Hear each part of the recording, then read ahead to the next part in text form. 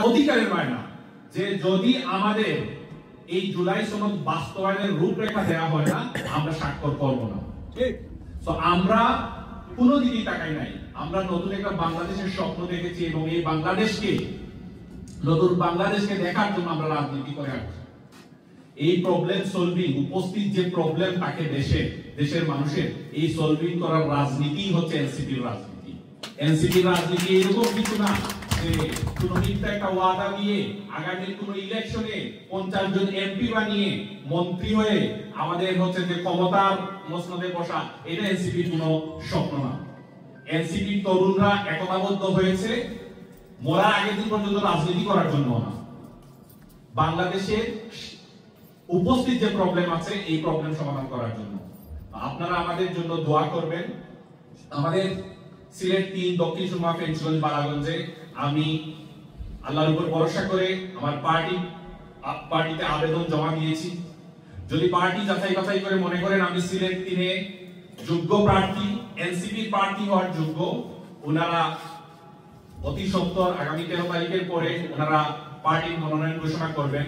আপনারা সবাই আমার জন্য দোয়া করবেন যেন আমি পার্টি থেকে মনোনীত হতে পারি এবং আমার এলাকাকে আমি শাপলাকলির বিজয় ছিনিয়ে আনতে পারি। আমি এই মুহূর্তে আপনারা জানেন আমার আসন সহ সারা বাংলাদেশে, বিশেষ করে আমার আসনে আমাদের বড় 2টা রাজনৈতিক দল তাদের প্রার্থীতা অলরেডি ঘোষণা করে দিয়েছেন। একজন 2জন হেভিওয়েট প্রার্থী আছেন, অনেকেই অনেক কথা বলেছেন, 2জন হেভিওয়েট প্রার্থী এই মুহূর্তে আছেন।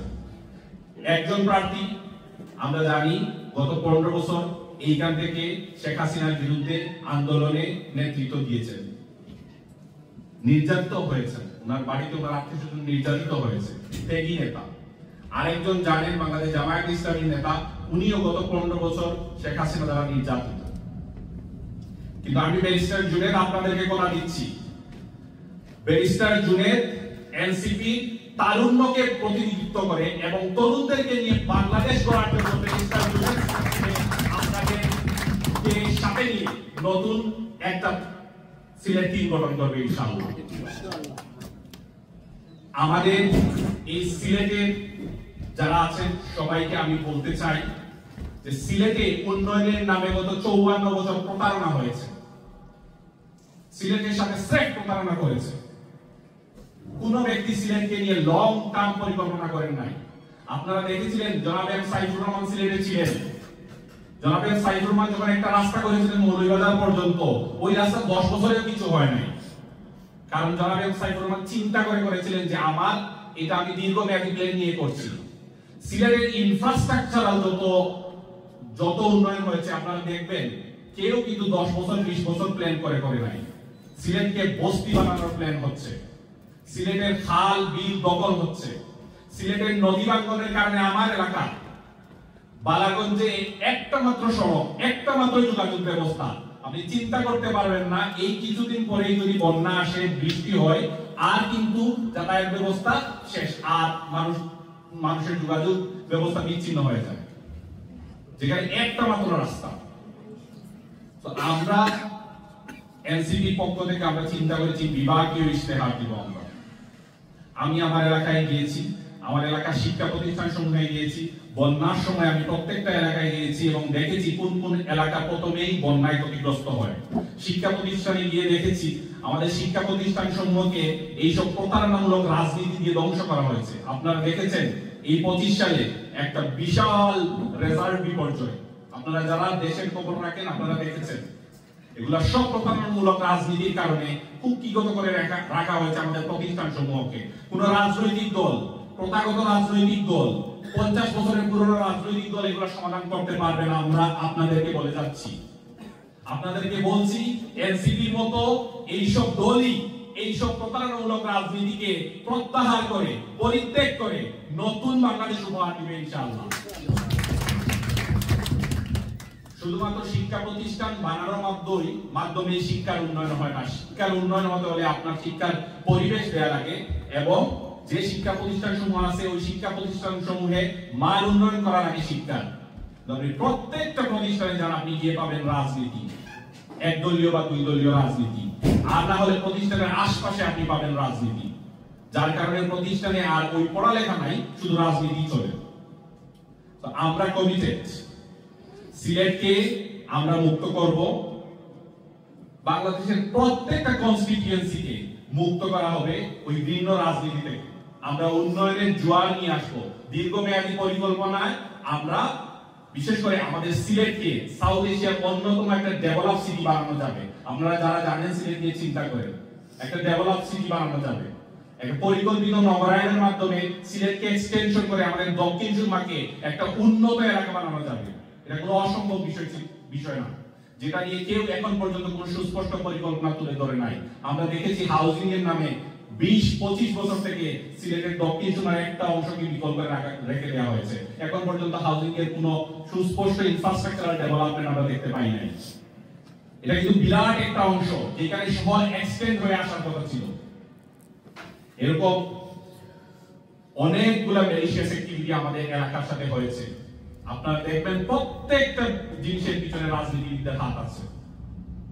তার মানে যে রাজনীতিবিদরা আমাদের এলাকাকে কুক্ষিগত করে রেখেছেন, উনাদের এই প্রতারণামূলক রাজনীতির কারণে আজকে এই অবস্থা।